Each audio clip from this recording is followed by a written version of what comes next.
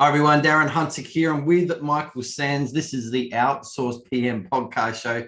And Michael, we're really building up a great catalog of topics. So I look now back at the previous episodes that we've done, and we've covered some good ground. One that we did just recently is what I call a big splash podcast, where you talk about how you had 650 properties over 84 suburbs, and you had in a 2-year period a zero vacancy, and you could not have achieved that without using virtual assistants. Well done.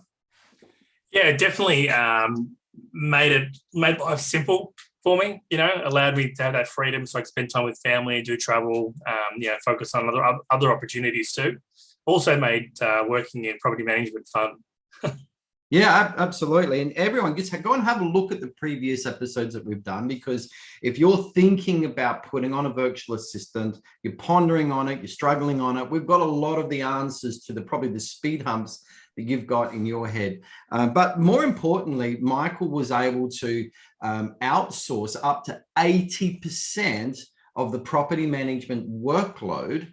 So you only needed 1.5 staff in the office for 650 properties. But with those up to 30 tasks, you can outsource. Just go to teamsbydesigntasks.com. That's teamsbydesigntasks.com. But Michael, I think one of the great things, you are a pioneer of a person that can take a virtual assistant and really push the envelope, take them to the utter limits of what a virtual assistant can do. Now, you and I can agree they can't totally replace a property manager, but boy, they can take up to 80% of the heavy lifting. But one of the issues that we will tackle in another podcast is officers and bosses that completely underutilize their virtual assistants. But we're going to talk about a topic today that you've brought up. You have phone calls from, bosses, on day one, or you're saying that there's a complete wrong expectation. What's the actual problem that you're consistently facing? I guess it's more around expectations. So, people look to outsource to find help with tasks that they've been caught up with in the office. And they recruit the virtual assistant. We let everyone know that you're not going to find a virtual assistant out there with like a ton of real estate experience, if any at all. And so what that means is there's a bit of training involved. So when we recruit, and Darren, like when we introduce you to several virtual assistants for you to pick and choose, once you say yes, we then put them through training, IGT training, other property management training, slang and everything that they would kind of need as a basic level. But Darren, how you do things in your agency, your nuances, where you want things saved, the type of notes that you want saved, there are certain things that your virtual assistant won't know. They will have no idea how you want things done. So whilst we can give the virtual assistant a base level and they can do some ghosting with other team members on particular tasks, how you do things in your office is unique. Yes, property management is quite similar across the board, but how you do it your way is unique. And Darren, I wouldn't suggest that if you had someone in your office working on your tasks in general, when they came across to my office, even though property management's the same, they would have struggled because I do things differently. In fact, I lost staff members because of how we did property management, because I didn't want to make it hard. I wanted to make it streamlined and automated. Same thing with the virtual assistant. They don't know how you do it. So what we encourage everyone to do from the start is record your process. Go through the tasks that we've said. It could be application processing. It could be lease renewals. It could be arrears. Now, whilst I know how to do that quite well, how I do it might be different to how you do it. So I encourage everyone to record how you want the lease renewal process done. And whatever CRM you're using, screen record. And we've done some sessions around Loom video and Zoom on how to use that as a tool to help record and train. But verbalize, narrate the process that you go through, logging into the CRM, where you would find information. If you're using something like Google Drive or Microsoft 365 Drive, those online storage places, or if we're signing into a server in your office, record those step-by-step process. Because what we do is, on our side, we build a catalog of training modules for your office. So if we need to reflect back on it, it's there. Once you start with your virtual assistant, we then get you to do a live setting example of the task that you're doing. That way, if there's any questions, they can be asked then and there. And it just makes that process easy when they start doing that particular task. They can reflect back on your instructions. Now, Darren, the other part to this is some people are better at explaining things than others. So there's different types of personalities that can outline the step-by-step process. And, Darren, you might do things that are like on the back of your hands. You automate it. You just know how it's done. And within, what would be 20 steps, you've explained it in 3 steps. So you got to revisit that and say, well, will someone watching my video be able to follow my step by step? We can give you some guidance and encouragement around that on how to do it in the process. And, the first thing I would say is write down the steps on a piece of paper, 1 through 10 or 1 through 20, and make sure you're commenting on each of those steps as you go through it. I think we need to go back a little bit further here, Michael.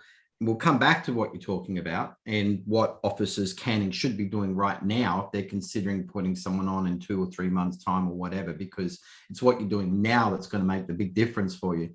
But getting back to this here, I think that there's 2 major problems here. One, people are so reactive and so too busy being busy. They know they've got to put a VA on, but when the VA comes, they're not ready. And they're just so frantically busy. It's like, I've got a VA on board now. I'm paying a bill. But Michael, how often does this happen where they just haven't planned this thing out, despite what you've outlined, what should be done? I think in some cases that shell shock, it's okay, I now have a new employee working in the company. Where do I start with them? And I guess, you might have 10 tasks to start with, Darren, and we say, what are the top 2 or 3 to work with? And let's focus on that, and then start passing the other tasks over as you've nailed each other task. But it still can be overwhelming. And I guess how we get around that, Darren, is we have, a head supervisor who helps with onboarding.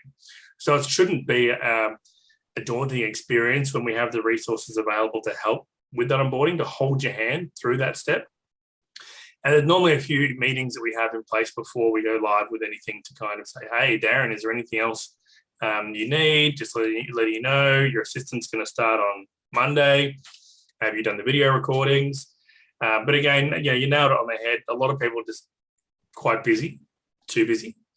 Frantic busy, just busy. Frantic busy. And a lot of the times they're just busy being busy. Like they're not actually, they actually do have the time in their day, but people are a product of their environment and they're just getting swamped, and they're spending 8 hours doing what they could be doing in 4 hours. Yeah, I think the other base issue is because they can't see the virtual assistant, they think there's some sort of robot at the other end of the internet, but that's not the case. No, it's definitely not the case, and it's one thing that we pride ourselves on at Teams by Design, that our team are human. Yes, they work, from home, and they're working in a different environment to what the office would be, but they are human. They are highly educated. They speak English super well, quite fluent, and they are there. They cry. They laugh. Everything. In fact, what was funny, Darren? We had a conversation with someone on the weekend. It's not funny, but they actually charge clients extra for the quality of the English spoken.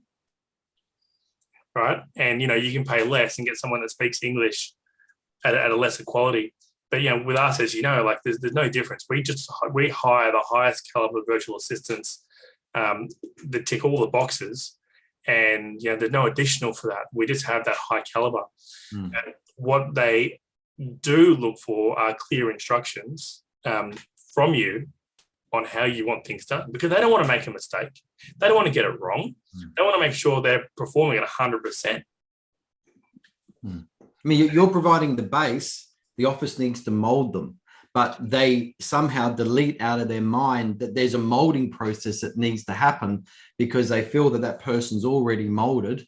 or they're just too busy to do the molding. But the molding process is essential. So let's just keep on with this, Michael. What are the problems that can happen if we have a wrong expectation, that we are frantically busy, we're not prepared, we haven't followed your instructions, Michael, about we've got to get tasks time banked? And for everyone with screen recording, please, there's two main ways to screen record. One is using Zoom. I'm actually screen recording right now, this podcast, and I'll have an MP4 video file at the end of it that I can load to YouTube. I could load anywhere that I like. And also Loom is a great, really fast click of a button, great way to do any short tasks, any long tasks. Loom, LOOM.com, or just search, Michael was saying, Loom video. Otherwise you'll come up with wonderful ways to make clothing. But Loom is an awesome way. I use both screen recordings all the time. Screen recording, people, is the answer. But what are the problems, Michael? We've got a wrong expectation. We're too busy being busy. We are not ready. Day one starts. What are the problems for the company at this point if we've allowed that to happen? So just touching on what you said also, so when we do that interview process and the assistant says, Darren, what's it like when I start working with your company? What's it like? And you start saying, well, our culture is amazing. Our team is so friendly and bubbly. We do this, we do that. We communicate really well. We're a happy team. We're enthusiastic. And then day one, bang, you don't have time for the assistant. You don't have that energy and effort. What you get there is a conflict of expectation. So your assistant has said, yes, I'm so happy to work with you, Darren. I'm excited because, your culture and your team and your environment, but hang on, no one wants to talk to me. No one's prepared to give me the time of day. I ask a question and no one responds for 8 hours. I call them and no one answers. What do I do? And all of a sudden there's this kind of confusion. Have I signed up with the right agency office to work with? Because I'm a professional, I'm good at what I do and I need to learn. And just like someone working in the office, they don't know who your owners are. They don't know who your properties are. They don't know the history of it. And there's always that gentle education and understanding. But a virtual assistant, somehow, if they don't know all that information, they're like, whoa, have we made the right decision? The difference is if someone is in your office, Darren, you give them more rope than normal. You kind of think, okay, well, they can just kind of get familiar with the computer system. They can look through the CRM and become familiar with it.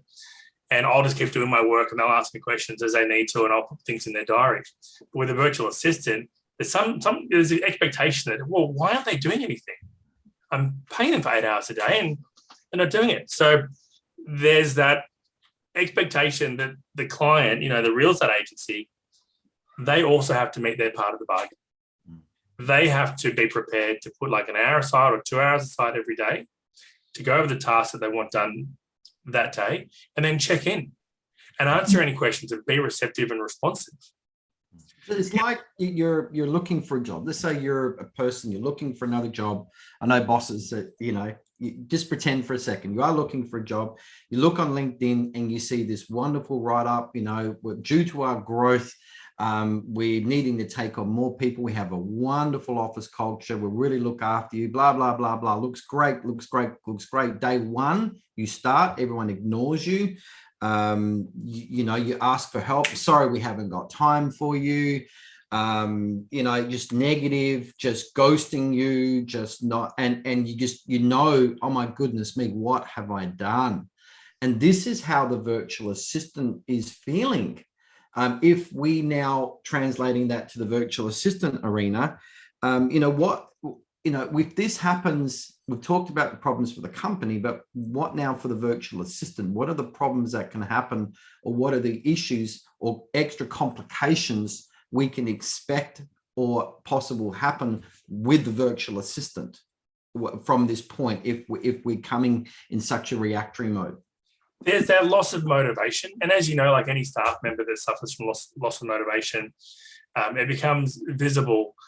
I guess the benefit of like Teams by Design, we have that team environment behind the scenes. So a lot of our team members have that consistent motivation, but you want them to buy into the company ethos. You want them to buy into the agency, to know everyone, to learn everyone. And one of the things we tell agencies to do is every day do a video meeting. It could be 2 minutes, it could be 5 minutes. Just do a video meeting every day to set the goals and the agenda for the day. You can be on your phone, Darren, using Zoom on the phone, whatever it is, set the expectation. We see a 10x difference when the communication daily is kept up, 10x, because they're enthusiastic, they're excited, you know, that they get to that they get to buy in. I was talking to another client the other day, and they actually have the Zoom running like 8 hours a day with the assistant. Just sits there on their computer while they're working in their office, so they can see the whole time. As if they were sitting in the office. Yeah, it's not a bad idea. Like, it's not That's a good idea. I mean, you could set up a separate monitor and have that, open that window on that monitor, and there they are sitting there and saying hello at any time. And I think that's I've never thought about that, but I think that's a great idea, you know, putting that person in your office. Yeah, and, you know, put them on mute. They can go on mute when they're taking phone calls and working away, and they can just go unmute and say, hey, Darren, I've got a question. Or, you know, keep it on mute the whole time. They can call you on the extension, Darren, can you help me out here? Then you go over to that computer and you know, share screen. So simple. I mean, like, that is an excellent way, if you have the luxury of having a spare computer in the office, to do that. Or you can just have, you know, Zoom, multiple screens. I've got a few screens here, and a bit harder for us to have Zoom going all the time with all the meetings we have on Zoom. But I think that's an exceptional way, because then the team members inside the office. I guess invite everybody as well that you know, get in touch with us if you're not tech savvy, because there's just simple software programs that are available to you that you can change your world. Using virtual assistants is the easiest thing. Once you understand what software is available to you, what programs are available to you, and you can become far more effective and efficient using virtual assistants than just normal staff members, once you know how. And I think, Michael, let's just go back to now an office that is going to be working proactively. And let's say someone's contacted you. All right, Michael, we want a virtual assistant. They've signed the Teams by Design contract or the agreement.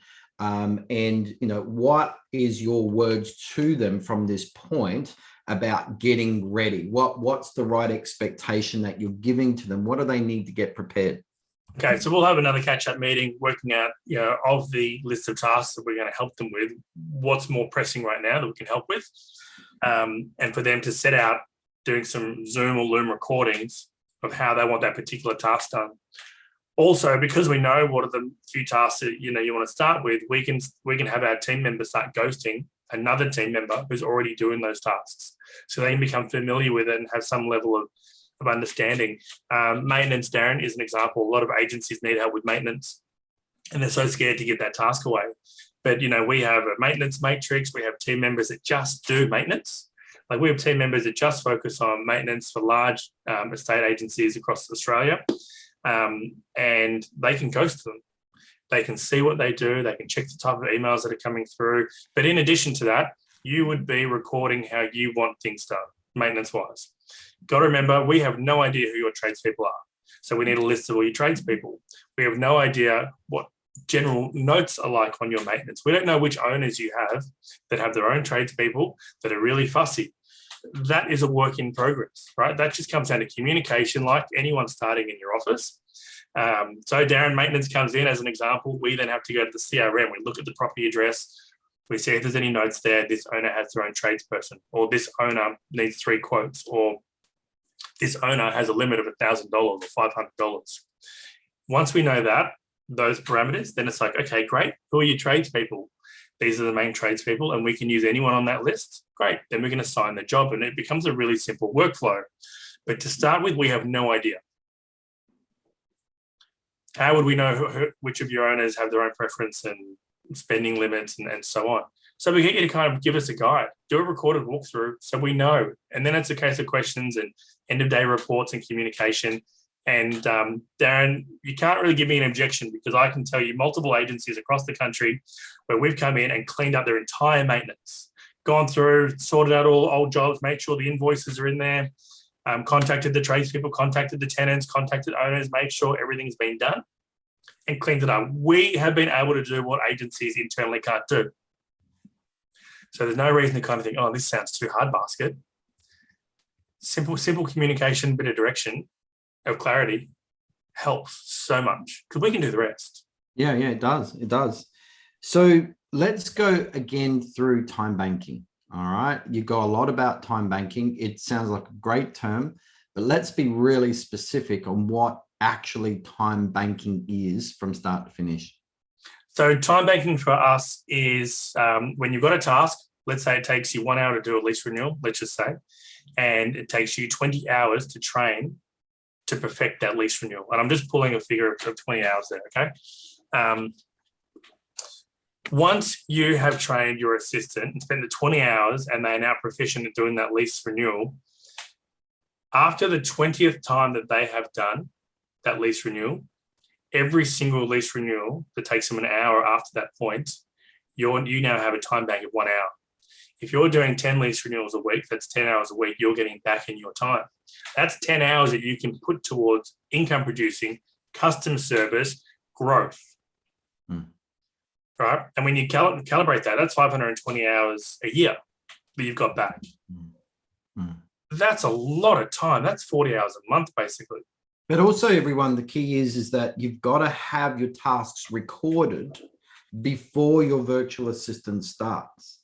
You've got to have, this is how we do a lease renewal. This is how we do application processing. This is how step by step in videos with your screen recording with a Zoom or using Loom, and have those cataloged using YouTube. Load them on YouTube and an unlisted, which means they're not, those videos can't be found publicly. They can only be found by someone that has a link. Now, if you're having, again, any qualms about this type of technology, you see the benefit of it, but it sounds confusing, just get in touch with Michael, get in touch with myself. I'll explain how it's done, show it. Michael will show you on the screen share using Zoom on how it works. So you can liberate yourself and understanding that, yeah, okay, I can start recording these tasks now into a visual procedures manual, just using video. And you've got your step-by-step processes there of what you want to assign. I promise you that virtual assistant is going to study those videos on how you do property management. The visual procedures manual, Michael, I think we need to start talking more about that. And I think there's a podcast session just in that as well. So, okay, all right. So, yeah, I think everyone just fails to realize is that person is a real person. They have a real life. They have real enthusiasm in wanting to work with you, and they're just so loyal, Michael. And so we've got to do all we can to help them, not hinder them. Certainly in those first few weeks of the job. 100%. I mean, like they're so excited. Like they are just so excited to work with you, and yeah, let's not make it hard for them. Let's make it like a simple process. Again, we do a lot. We contribute a lot from the training, but I don't know how you do it in your office, your nuances. We need to know that. That makes it a lot easier. And yeah, it's a reference material that they can refer back to. That's it. All right. Well, let's finish up on this podcast. But everyone, of course, now, Michael, what's the best, easiest way for people to get in touch with you? Just go to teamsbydesign.com. Contact us, make an inquiry, and you'll get access to our calendar, book in a time to catch up, and we can help you out. Yep, absolutely.